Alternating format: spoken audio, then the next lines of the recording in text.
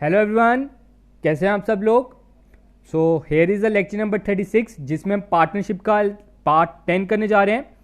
Part 9 में हमने सीखा कि how to calculate share of profit of a deceased partner. उसके बाद आज की वीडियो में हम करने जा रहे हैं डिसोल्यूशन को स्टार्ट, जो कि पार्टनरशिप का लास्ट पार्ट रहेगा। इस पे हमारी 2 वीडियोज आएंगी, एक आज और एक कल, जिससे हमारा पार्टनरशिप कंक्लूड हो जाएगा, पार्टनरशिप टॉपिक खत्म हो जाएगा। उसके बाद हम अपनी पीडीएफ डिस्कशन स्टार्ट कर देंगे, क्योंकि as you know that exams are approaching now. तो चलो स्टार्ट करने से पहले मैं बता देता हूं, ये हमारे different social media handlers. Facebook पे IG कॉमर्स क्लासेस का पेज है, जहां पे आप हमें फॉलो कर सकते हो, और अगर आपकी कोई भी क्वेरी है आप हमें उधर बेझिझक पूछ सकते हो। सेकेंडली, टेलीग्राम पे भी हमारा चैनल है IG कॉमर्स क्लासेस के नाम से, जहां पे आप हमें ज्वाइन कर सकते हो फॉर वीकली क्विज। संडे को हमारा फिक्स टाइम है, उस दिन हम क्विज कंपटीशन ऑर्गेनाइज करते हैं, बड़े से स्टूडेंट्स उसे अटेम्प्ट भी करते हैं, जिससे कि आपको एग्जाम में बहुत मदद करने वाला है वो क्विज। तो दोनों की लिंक मैं बता दूं, आपको डिस्क्रिप्शन में प्रोवाइडेड है। आपने नीचे जाके सिर्फ साइड पे एरो दिखता है, उसे क्लिक करना, नीचे डिस्क्रिप्शन बॉक्स खुल जाता है और उधर आपको दोनों लिंक प्रोवाइडेड हैं, तो उधर से आप ज्वाइन कर सकते हो। तो चलो स्टार्ट करने से पहले लास्ट वीडियो का होमवर्क सेक्शन कर लेते हैं। होमवर्क आपको याद होगा, हमने दिया था लास्ट वीडियो का, तो उसके आंसर क्या थे आप देख सकते हो। ओल्ड रेशियो दिया है 3:4:2। B wants to retire, B जो है वो रिटायर होना चाहता है। The profit on revaluation is 36,000 and the new ratio of A and C is 5:3। Profit on revaluation will be distributed as. मैंने आपको बताया था रिवैल्यूएशन अकाउंट का प्रॉफिट हम ओल्ड पार्टनर्स को देते हैं, जो पुराने पार्टनर्स हैं उनको देते हैं इन ओल्ड रेशियो, पुरानी रेशियो में ही। तो हम ये कैसे निकालेंगे आप देख सकते हो स्क्रीन पे। जैसे 36,000 का प्रॉफिट है इनटू 3 डिवाइडेड बाय 3 + 4 + 2, आपका हो जाएगा ये 9, 3/9। 36,000 को 9 से डिवाइड किया, आपका हो जाता है ये 4,000, और 4,000 इंटू 3 किया तो 12,000। तो जिसमें भी पहला ऑप्शन 12,000 होगा वो आप चुन लेना, आगे टाइम वेस्ट क्यों करना। तो सेकंड ऑप्शन में ही ए का 12,000 आ रहा है, तो बाकी सब भी अगर आप चेक कर सकते हो तो कर सकते हो। आपने क्या करना है, सिंपल 36,000 को इंटू 4/9 करना है, फिर थर्ड स्टेप में 36,000 को इंटू 2/9 करना है। अब सेकंड क्वेश्चन की बात करते हैं। सेकंड क्वेश्चन क्या कह रहा है, ऑन रिटायरमेंट या death of a partner the retiring और deceased partner will be credited with. तो हमने पढ़ा था उसकी कौन कौन सी आइटम्स हमने क्रेडिट करनी होती हैं। तो इसमें हम पहले ऑप्शन पढ़ लेते हैं। इसमें बोल रहा है his her share of goodwill की, गुडविल ऑफ द फर्म की, share of goodwill of remaining partner की, नन ऑफ दिस। तो मैं बता दूं, उसको सिर्फ और सिर्फ हक है अपना शेयर लेने का, ना कि गुडविल अपनी पूरी फर्म की ले जाए या अपने रिमेनिंग पार्टनर्स की गुडविल ले जाए। वो सिर्फ और सिर्फ अपनी शेयर ऑफ गुडविल ही ले सकता है। होप कि क्लियर होंगे सारे डाउट। अब आगे बढ़ते हैं डिसोल्यूशन के बारे में। ये जो हमने 3 टॉपिक्स पढ़े हैं अभी तक, क्या पढ़े, चेंज इन रेशियो, फिर हमने एडमिशन पढ़ा, देन हमने रिटायरमेंट पढ़ा। ये सब एक दूसरे से मिले हुए थे, लेकिन अब क्या होगा डिसोल्यूशन में इन सभी से ही अलग हो जाएगा। ठीक है, इन सभी में आप सभी को याद होगा हमने इसमें रिवैल्यूएशन अकाउंट सभी में कॉमन था, new ratio, old ratio, sacrificing ratio, ये सब कुछ निकाला। इनमें क्या हो रहा था, या तो रेशियो चेंज हो रही थी, या तो कोई नया पार्टनर एडमिट हो रहा था, या तो कोई जा रहा था। अब हमने क्या करना है, सब कुछ हमने करके देख लिया। अब डिसोल्यूशन आ रहा है। डिसोल्यूशन मतलब हमारा जो पार्टनरशिप है, पार्टनरशिप की फर्म है, वो खत्म होने आ रही है। हमारा मन कर रहा है अब हम खत्म करें अपना जो हमारे बीच में नाता है, पार्टनर्स के बीच में रिश्ता है, वो खत्म किया जाए, और इस जो पार्टनरशिप हमारी दुकान है उसे बंद किया जाए। ठीक है, तो चलो पढ़ते हैं डिसोल्यूशन के बारे में। सबसे पहले आप सभी को पता होना चाहिए डिसोल्यूशन ऑफ फर्म और डिसोल्यूशन ऑफ पार्टनरशिप, ये ना 2 अलग अलग वर्ड्स हैं। ये एग्जाम में इसका MCQ आने के बड़े ज्यादा चांसेस है, मैं बता दूं आपको, दोनों में प्रॉपर डिफरेंस पता होना चाहिए। एक होता है डिसोल्यूशन ऑफ फर्म और डिसोल्यूशन ऑफ पार्टनरशिप। डिसोल्यूशन होता है खत्म करना, ये चीज आप याद रखिए। डिसोल्यूशन क्या होता है? खत्म करना। लेकिन एक में लिखा है खत्म करो फर्म को और एक में लिखा है खत्म करो पार्टनरशिप को। कुछ स्टूडेंट्स कह रहे होंगे सर ये तो सेम ही है, आपने अभी बोला पार्टनरशिप को खत्म करना है, लेकिन इसमें कुछ ट्विस्ट है। देखिए ट्विस्ट क्या है? डिसोल्यूशन ऑफ फर्म हो गया आपका जो कारोबार चल रहा है, आपका जो बिजनेस चल रहा है, समझ लो एबीसी आपकी कंपनी का नाम है, इस एबीसी कंपनी को ही खत्म कर देना, ये हो गया डिसोल्यूशन ऑफ फर्म। और डिसोल्यूशन ऑफ पार्टनरशिप क्या हुआ? डिसोल्यूशन ऑफ पार्टनरशिप मतलब आपके बीच में जो एग्रीमेंट हुआ, जो पार्टनरशिप डीड हुआ, उसको खत्म करना, ना कि अपनी फर्म को खत्म करना। आपके बीच में जो एग्रीमेंट चल रहा था, समझ लो आपके बीच में एग्रीमेंट चल रहा था, पहले आपने रेशो लेनी है 1:1:1। अब आपने न्यू रेशो, आपने बोला नहीं अब रेशो बदली जाए, तो आपने रेशो कर दी 2:3:4। इसमें क्या होता है? मतलब ये कौन सा केस हो गया? Change in ratio. Change in ratio में क्या होगा? ये जो 1:1:1 है, ये वाला एग्रीमेंट खत्म हो जाएगा।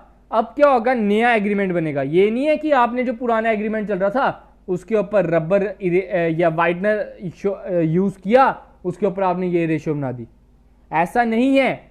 उससे क्या होगा? आपकी अब नया डीड स्टार्ट हो गया है। आपको एक नया डीड साइन करना पड़ेगा अगर आप रेशो चेंज करना चाहते हो। तो उसमें क्या होगा? आपकी जो पुरानी रिलेशन था, पुराना पार्टनरशिप था, वो खत्म हो रहा है। तो उस चीज के लिए हम क्या लिखते हैं? Word dissolution of partnership.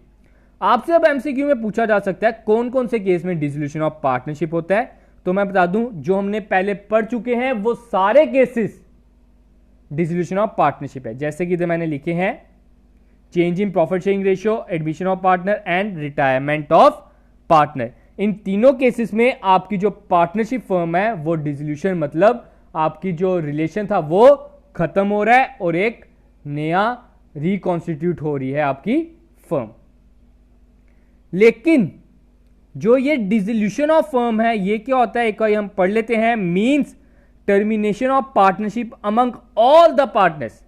सभी के सभी पार्टनर्स के बीच में डिसोल्यूशन होना मतलब खत्म हो जाना, टर्मिनेशन हो जाना। When a firm is dissolved, the business of the firm terminates. अगर आपकी फर्म डिसॉल्व हो रही है तो आपका जो बिजनेस है वो भी टर्मिनेट मतलब खत्म हो जाएगा। All the assets are disposed off. जितने भी एसेट हैं उन्हें ठिकाने लगाया जाएगा, या तो उन्हें बेच दिया जाएगा, या तो पार्टनर रजामंदी से अपने अपने घर ले जाएंगे, या उसका रिजल्ट निकाला जाएगा कि क्या करना है इसका। And all outsider liabilities and partner loan and partners capital R paid. और जितनी भी आउटसाइडर लाइबिलिटी है, ये थोड़ी है कि मेरा आज मन किया अपना बिजनेस बंद करने का, मेरे क्रेडिटर्स हैं 10,000, मैंने मन किया मैंने बिजनेस बंद करना है, ये जो 10,000 के मेरे क्रेडिटर हैं ये मुझे ऐसे जाने देंगे क्या? कभी नहीं। तो वो कहते हैं हमें हमारा पैसा दे के जाओ। तो डिसोल्यूशन ऑफ ए फर्म में हमें क्या करना पड़ेगा? अपनी सारी की सारी आउटसाइड लाइबिलिटीज, पार्टनर लोन और पार्टनर कैपिटल पे करनी पड़ेगी। उसके लिए हम एक स्पेशल अकाउंट बनाएंगे, वो है रियलाइजेशन अकाउंट, जिसे हम डीप में पढ़ेंगे नेक्स्ट वीडियो में, मोस्ट इंपॉर्टेंट। ठीक है, होप कि क्लियर हो गया होगा आपको इनमें डिफरेंस। अब मैंने ये नीचे आपके लिए थोड़ा सा डिफरेंस भी लिखा है, डिसोल्यूशन ऑफ पार्टनरशिप और डिसोल्यूशन ऑफ पार्टनरशिप फर्म। इससे क्या होता है, कभी का कुछ पूछ लिया जाता है, वैसे तो आपको क्लियर हो गया होगा। मीनिंग तो सेम ही लिखा है कि it means change in the partnership deed among the partner. It means that the business is wound up and the firm is dissolved. Firm जो है वो खत्म होगी। इसमें लिखा है discontinuation of business. It does not affect the continuation of business. Business चल रहा है तो चलता ही रहेगा, बस आपके बीच में रिलेशन चेंज हुआ है पार्टनर्स के बीच में। लेकिन इसमें क्या होगा, आपका बिजनेस बंद हो गया। Assets and liabilities are revalued. इन केसेस में हमने क्या किया, रीवैल्यूएशन अकाउंट बनाया। लेकिन इसमें हमने एसेट्स को बेचना है और लाइबिलिटीज को पे ऑफ करना है। आगे लिखा है इंटरवेंशन ऑफ बाय कोर्ट। इस केस में कोर्ट दखल अंदाजी नहीं करेगा, लेकिन इस केस में कोर्ट दखल अंदाजी करेगा, but by it's order a firm can be dissolve. लेकिन उसके ऑर्डर पर ही आप फर्म डिसॉल्व कर सकते हो, क्योंकि आप वो देखेगा कि आपने पेमेंट कर दी है अपने क्रेडिटर्स को कि नहीं। फिर आता है इकोनॉमिक रिलेशनशिप। इसमें क्या होगा, इकोनॉमिक रिलेशनशिप अमंग पार्टनर्स में रिमेन और चेंज। उनके बीच में इकोनॉमिक रिलेशनशिप या तो रहेगा या तो चेंज हो जाएगा। ये नहीं है कि उनके बीच में रिलेशन नहीं रहेगा, या तो रहेगा या तो चेंज हो जाएगा, लेकिन इसमें एंड हो जाएगा उनके बीच में जो पैसों का लेन देन था। अगला है closure of books. No need to close books as a business contribute to operate. लेकिन इसमें आपको अपनी सारी की सारी बुक्स डंप करनी पड़ेगी, सब कुछ बंद करना पड़ेगा।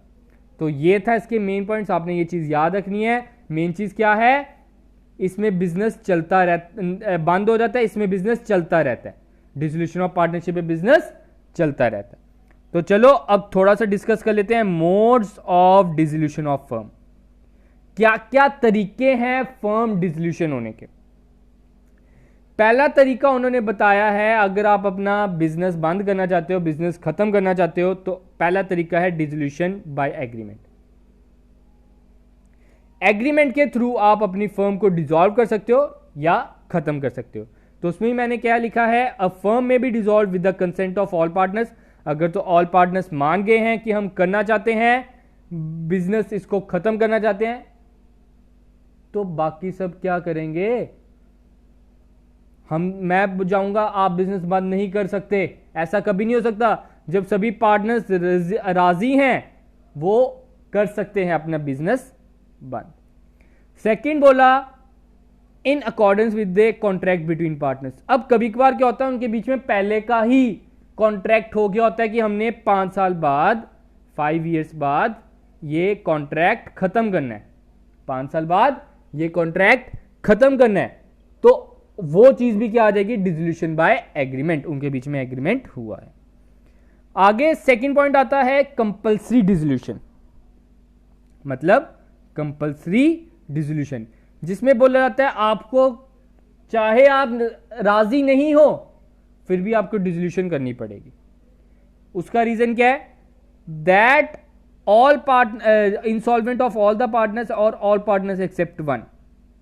मतलब जब सभी के सभी पार्टनर्स इंसॉल्वेंट हो गए हैं, तो उस टाइम पे आपका ये कंपलसरी है कि आपको अपनी जो बिजनेस है उसे बंद। इंसॉल्वेंट मतलब वो पैसे देने के लायक नहीं है, कंगाल हो चुके हैं, जस्ट लाइक विजय माल्या, ठीक है, उनके ऊपर बैंक लोन ज्यादा चल रहा है as compare to their assets. Second बोल रहा है by the happening of an event which makes it unlawful for the business. अगर तो वो कोई गैर कानूनी काम कर रहे हैं तो तब भी उन्हें ये बिजनेस बंद करना पड़ेगा। तो ये भी आपका क्या हो गया, कंपल्सरी डिसोल्यूशन। अब आता है dissolution on the happening of certain contingencies. ठीक है, अब सर्टेन कॉन्टिजेंसीज क्या होगी, समझ लो कभी कभार फर्म कैन डिसॉल्व, उनके बीच में कई का ना कॉन्ट्रैक्ट हुआ होता है, अगर एक भी पार्टनर की डेथ हुई तो हम बंद कर देंगे, एक भी पार्टनर इंसॉल्वेंट निकला तो बंद, एक भी पार्टनर अगर रिटायरमेंट चाहता है तो बंद, अगर एक भी पार्ट हमारा जो बीच में टर्म हुआ है वो खत्म हो जाता है तो भी बंद हम कर देंगे। ये भी आपका क्या आ गया, dissolution of A happening of certain contingencies. कुछ घटनाएं होने के कारण हमने बिजनेस बंद करना पड़ा। आगे है dissolution by notice of partnership at will. If the partners at will then any partner can get the firm dissolve by giving notice in writing to other partners of the firm. अगर पहले का उन्होंने will बनाया होगा, ठीक है, agreement में लिखा होगा कि एक पार्टनर के कहने पर भी ये डिसॉल्व हो सकता है, तो एक पार्टनर के कहने पर भी आप ये बंद कर सकते हो। If the partnership is at will, मतलब अगर पार्टनरशिप आपकी एट विल पे है, then any partner can get the firm dissolve. तब उनमें से कोई एक भी पार्टनर उठ के कहता है मैंने बिजनेस बंद करना है, तो आपको करना पड़ेगा। नेक्स्ट है डिसोल्यूशन बाय कोर्ट। कोर्ट भी कभी कभार कहेगा आपको कि आप बिजनेस बंद कर दो। क्या रीजन रहेंगे, ऑब्वियस सी बात है, पहला रीजन रहेगा अगर आपका कोई भी पार्टनर अनसाउंड माइंड का, मतलब उसका जो माइंड है प्रॉपर वर्क नहीं कर रहा, मेंटली रिटार्डेड हो गया वो, ठीक है, तो आपको तब वो बिजनेस बंद करना पड़ेगा। Secondly, when a partner of a firm has become permanently incapable of performing duty. अगर कोई पार्टनर आपका फर्म का है वो अपनी ड्यूटीज निभाने में सही नहीं है, उस अपनी ड्यूटीज अच्छी तरह नहीं निभा पा रहा, तो तब भी कोर्ट उसे ऑर्डर देगी।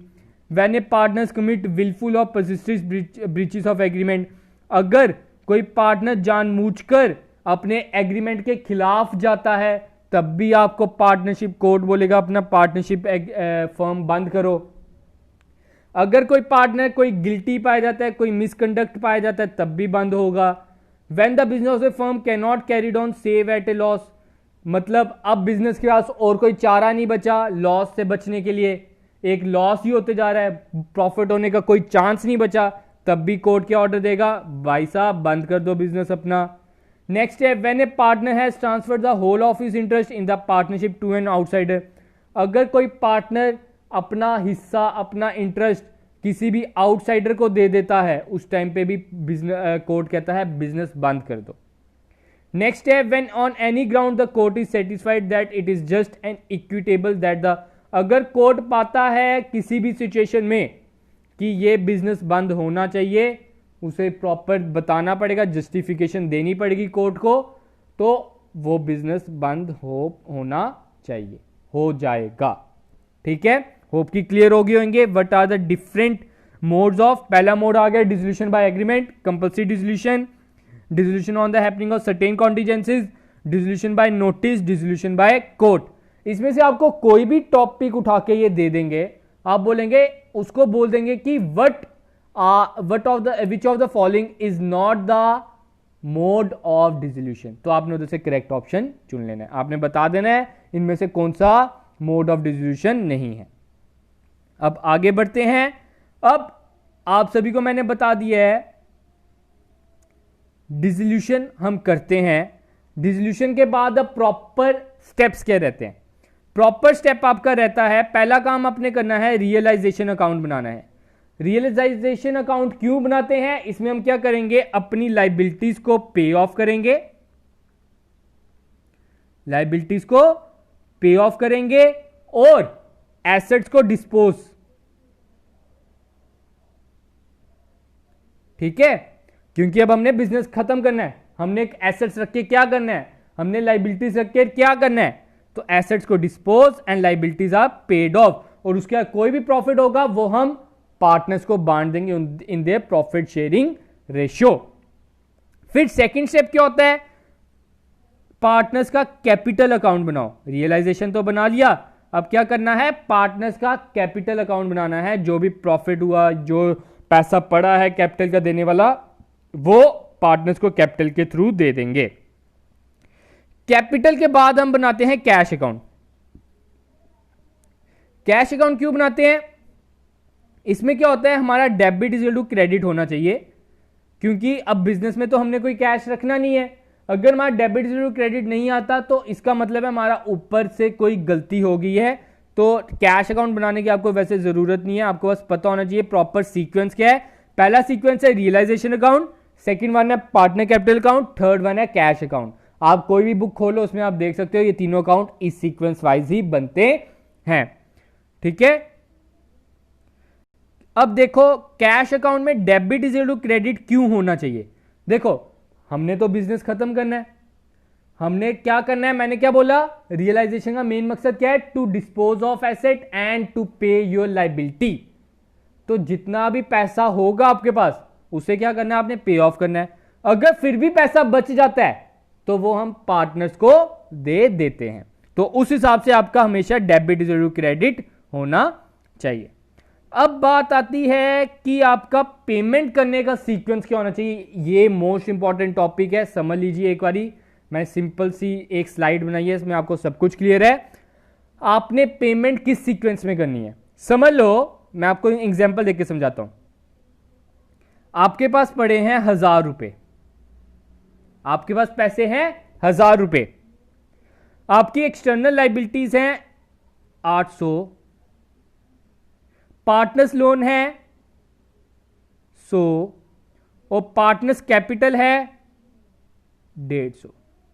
इसमें आपने क्या करना है, ये जो 1000 रुपए हैं पहले आपने इसको यूज करना है अपनी एक्सटर्नल लाइबिलिटी पे ऑफ करने के लिए, जो बाहरी हमारी लाइबिलिटी है, जैसे कि क्रेडिटर, बैंक लोन, ये सब कुछ हमने सबसे पहले पेमेंट करनी है इन लोगों की।